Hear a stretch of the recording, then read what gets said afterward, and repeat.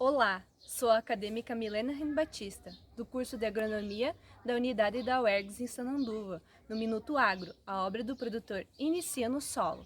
Hoje vamos falar sobre substratos para jardinagem, dando uma breve introdução sobre o assunto, abordando sua importância na produção de mudas, os principais substratos e seus benefícios, trazendo alguns exemplos do uso do substrato na produção de suculentas.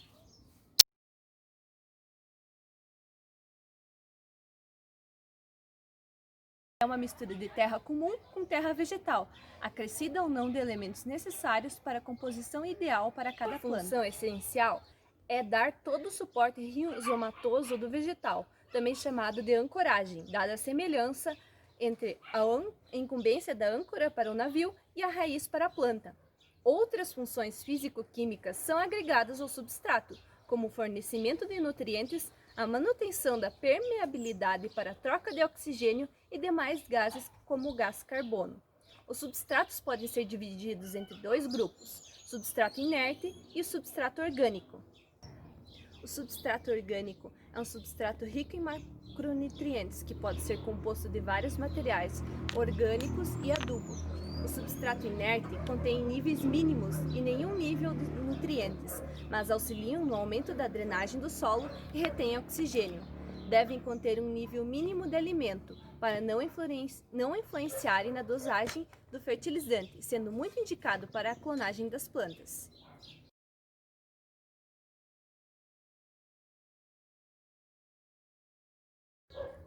Um substrato, para ser considerado ideal, deve apresentar características como elevada capacidade de retenção de água, tornando-a facilmente disponível, distribuição das partículas de tal modo que, ao mesmo tempo que retenham água, mantenha a aeração, para que as raízes não sejam submetidas a baixos níveis de oxigênio, o que compromete o desenvolvimento da cultura, decomposição lenta, que seja disponível para compra de baixo custo.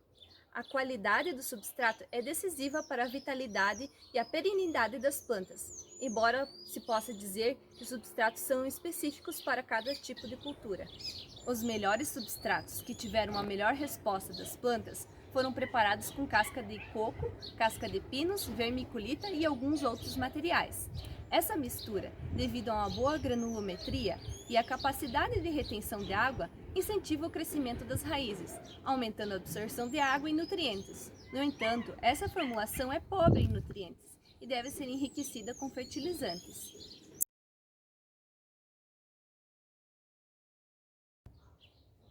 A fibra de coco. No passado, a casca de coco, fonte de fibra, era tratada como um lixo ou material residual, mas com a evolução dos conhecimentos técnicos científicos, esse material passou a ter várias utilidades na indústria e agricultura.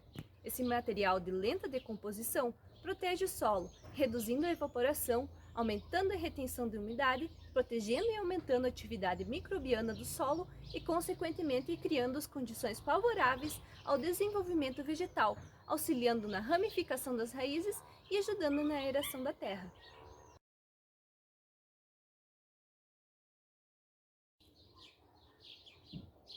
A perlita. Esse material é proveniente de vulcões e só pode ser encontrado em algumas regiões do mundo. Sua principal característica é a expansão, que pode chegar a 20 vezes do seu volume original, quando exposta a altas temperaturas. Aquecida a mais de 900 graus Celsius, tem expansão similar à da pipoca, devido ao fato de conter muita água retida no mineral cru, que evapora durante o aquecimento. Por consequência, é um adubo com peso bem reduzido e propriedades físicas excelentes. Também desempenha o papel de drenagem da água, além de promover a aeração e evitando a compactação do solo. Uma mistura padrão, utilizando de 25% a 30% de perlita, associando uma parte de terra e outra parte de turfa, é ideal para a maioria dos cultivos, de plantas em geral, promovendo uma ótima oxigenação da zona das raízes.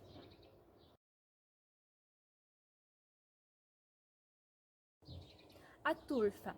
A turfa é um material de origem vegetal, pesa pouco e tem elevada capacidade de retenção de água, até 20 vezes o seu peso. Para ser usada como mistura em substratos, deve ser picada, possui elevada capacidade de troca catiônica, CTC, e valores de pH que variam entre 3,5 a 8,5.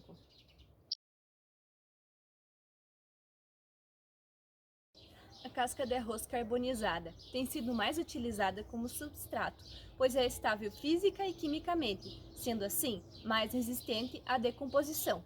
Isso também tem a vantagem de um substrato pode ser usado no segundo ano de reprodução. Porém, apresenta alta porosidade, que pode ser equilibrada com a mistura de outros elementos, como turfa, humus, vermiculita, etc.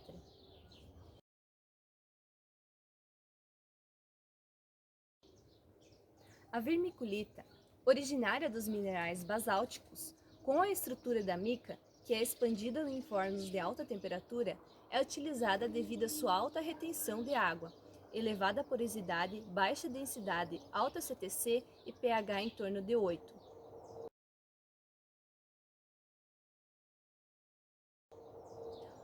O humus é proveniente da decomposição de micro-organismos pelas minhocas. Após sua formação, libera nutrientes, como o nitrogênio, e é bastante usado por conta da sua função de preparador para o solo.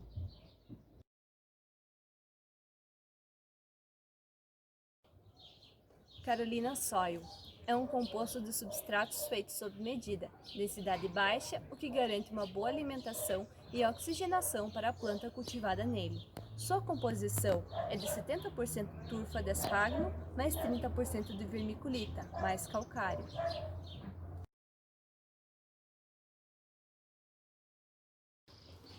O melhor substrato caseiro para suculentas e também para cactos, com o mínimo de gasto que você pode realizar em sua casa, é composto por areia de construção ou areia de rio, terra adubada, de preferência adubo orgânico ou humus, ou podendo ser até terra do mato, pedriscos, que podem ser restos de construção, argila expandida ou até mesmo perlita. Basta misturar 2 partes de terra, 2 partes de areia e colocar no fundo do vaso um pouco de pedrisco. É necessário que a terra seja leve, sem torrões, para que possa drenar bem a água. As suculentas gostam de solo livre e que seja bem drenado e bem arejado. Mantenha suas suculentas em um local com incidência de luz solar, evitando lugares úmidos, regando 1 vez por semana no verão. Esse vídeo foi produzido com o intuito educativo, buscando trazer informações técnicas para o uso dos substratos. Muito obrigado pela sua atenção e tenha um bom dia.